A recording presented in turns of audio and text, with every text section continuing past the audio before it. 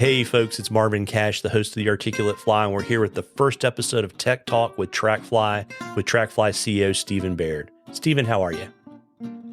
Marvin, I'm doing great, and as always, I'm super excited to be here with you today. Well, I appreciate you taking a little bit of time away from packing for your whirlwind tour, where you will spend more days probably on the road in the next 6 weeks than you will at home. But folks, Stephen and I put our heads together late last year and thought it would be helpful. We've gotten a really positive response to the shows that we've done to create a short series like I've done with lots of other folks, where the focus of this one is going to be to discuss tech topics that apply to anglers, reps, retailers, and manufacturers. And so that's, we're going to kind of have multiple topics. It's going to be a short series, just like we've done, with Mac Brown and other folks. But, to kind of jump things off, I kind of had something, everybody's getting ready for 2024 and everyone wants to talk about AI. And one of the things that was been driving me nuts here at the end of the year is people are a little sloppy with the definition. So I thought Stephen could kick us off and kind of break down the 3 flavors of AI ice cream for us. Yeah, absolutely, Marvin. It's exciting. I'm really looking forward to this series of conversations where we're digging into technology. With TrackFly, we're a technology company, and we've been working with a lot of these brands and reps and retailers, obviously, in fly fishing.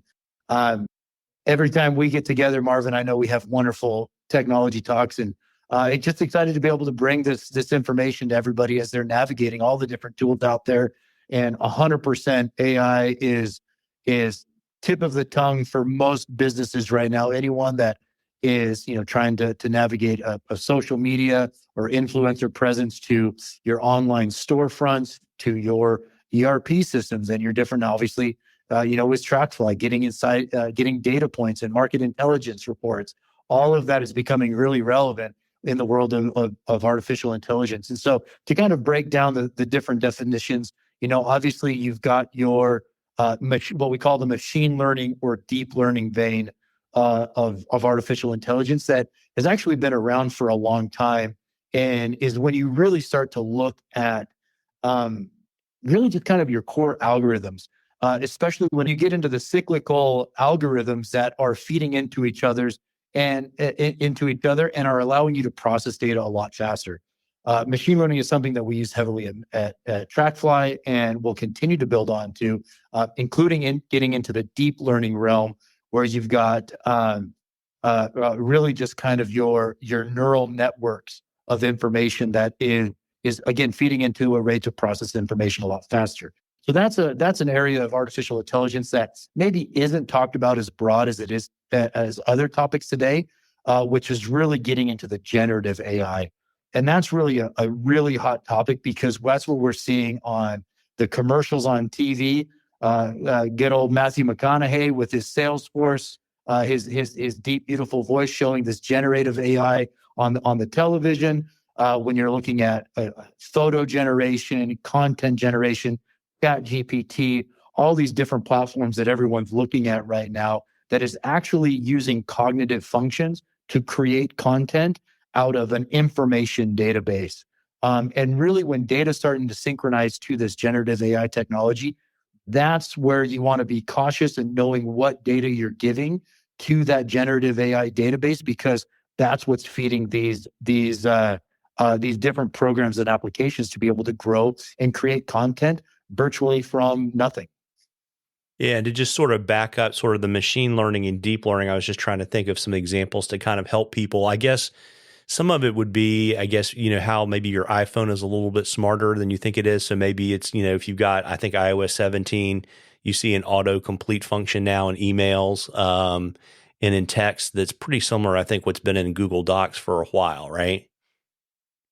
Yeah, it's exactly right. I think the prompting text in your iMessage, G Suite or Gmail, actually has been doing this for a long time, when it's predicting the next words that you want to put in your sentence. And actually, very interesting. I don't know if anyone's out there done this. I know I've done this occasionally. You can actually click on that and give suggestions to Gmail that says, was this predictive text correct? Could it be better? Could you improve it? And anytime you're giving that feedback into the machine learning type capabilities or that deep learning, it's feeding into that cyclical algorithm that has now made that that algorithm smarter. So the next time it goes to process that predictive text, it has that foundation to give you a better result.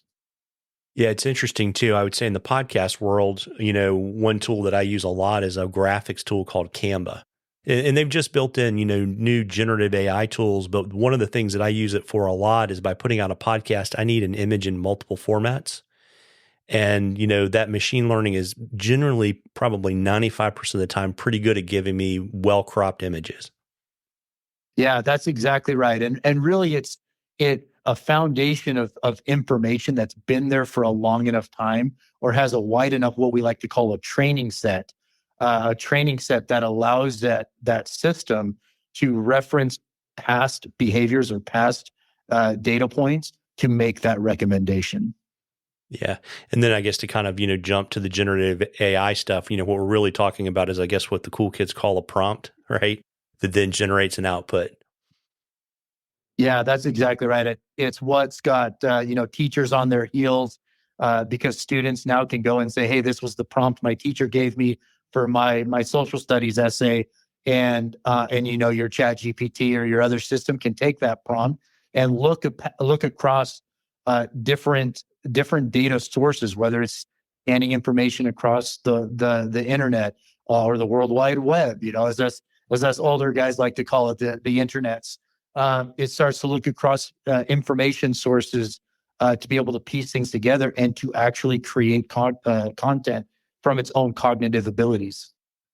Yeah, it's pretty neat. I've been kind of playing with the generative AI stuff. I love the deep learning stuff because that, I think, when we did the full blown interview, was something we talked about, where I love things that basically watch how I already do things and then just do them for me. Right. Yeah. Right. But yeah, the generative AI thing is interesting. I've been playing with it. I'll tell you one of the neat tools, and haven't really made my mind up on whether I like it writing show notes or things like that. But one of the neat tools that I use, I have one that will actually pull all of the URL links of anybody mentioned in an interview. Oh, interesting. That's super helpful. Yeah, so it's an interesting thing. I'm still kind of playing around with it. It's definitely on my early 2024 to-do list to become more friendly with it. And, folks, as I always say, we love questions at the Articulate Fly. You can email me or DM me on social media, whatever's easiest for you. And if we use your question on the show, I will send you some Articulate Fly swag. And Stephen and I, we're lucky to have some really great industry partners. And it wouldn't surprise me if coming down the road, we were able to talk about some great drawings and giveaways related to people that send us questions. What do you think, Stephen? I think you're absolutely right, Marvin. And I'm excited to be a part of this as well. As we've had the discussions we've had on the Articulate Fly, a lot of great questions have already come in, but it's become just very apparent that, if you're planning for 2024 and beyond, if you're looking to implement technology, there's a lot of interest out there into making sure that you understand it. So yes, send us your questions, continue to send them, come find us at the upcoming shows. And as we're getting more involved, we're going to be able to give away some awesome stuff through our partners, and really just from ourselves as well, because it's your questions that keep this content and these conversations going. Yeah, and another thing too, folks, if you're a rep, Stephen and I have partnered together. I'm going to be in Denver. I'm also going to be in Edison at the Fly Fishing Show. But we've got 2 days where we've set aside 30-minute sessions that are free of charge for reps to basically sit down, if you're in the middle of working on your 2024 goals, to talk to us, because, we do consulting at the Articulate Fly. TrackFly is a great product. They're rolling out a module to help reps be better reps. And if you want to sit down with us in Denver and kind of talk about, your goals for 2024 and tools and tactics to help you get there, I'm going to drop a link in the show notes and you can sign up. Those are going to be on Friday and Sunday at the Fly Fishing Show in Denver. Just sign up. And if you're one of the first 10 people that sign up, you may get an invitation to a happy hour on that Friday. And Stephen, before I let you go to finish packing and hopefully not get stuck in a snowstorm on your way to the airport, where can folks find TrackFly on the show circuit this season?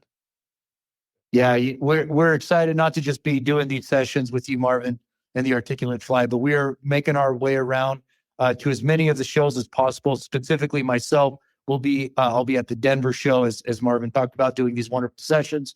We'll be also in Edison. We'll have some members from our TrackFly team at the Atlanta show, and then I'll also be at the Bellevue show up near Seattle this year as well. And obviously, we're really excited to be supporting the industry and bringing advanced technology to be able to support each of you to navigate your relationships between brands, reps, retailers, and make sure that as we navigate what's as the supply chain changes, as demand, consumer behaviors change over the next couple of seasons, we want to be there to support you guys and give you the tools and technologies to do so. So please come find us.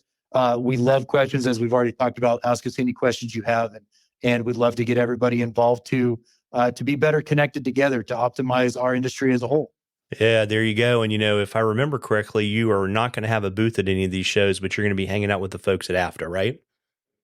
Absolutely. I mean, you know this, and anyone that's been following TrackFly knows that we are very tight partners with our good friends at AFTA. They've been very supportive and also just excited about bringing the industry together in this way to be able to access the type of insights that TrackFly has. And so we are going to be there with our friends at AFTA at their booth at these upcoming shows. Again, come find us, talk about. We'll be able to answer any questions or talk more about the partnership between AFTA and TrackFly, some of the exciting things coming up there with enhanced reports, new industry reports, new sessions, peer-to-peer discussions, all these types of great things to look forward to for the year 2024. Yeah, and before I let you hop, you want to let folks know social media handles and all that kind of good stuff? Absolutely. You can always find us at TrackFly Fish on Instagram or TrackFly Inc. on Facebook. And TrackFly on LinkedIn as well. And always reach out with any questions. You can find us at info@trackfly.com. Yeah, well, there you go. Well, listen, I want to wish everyone a happy 2024, and I will see you guys on the show circuit. Tight lines, everybody. Tight lines, Stephen. You too, Marvin. Thanks again.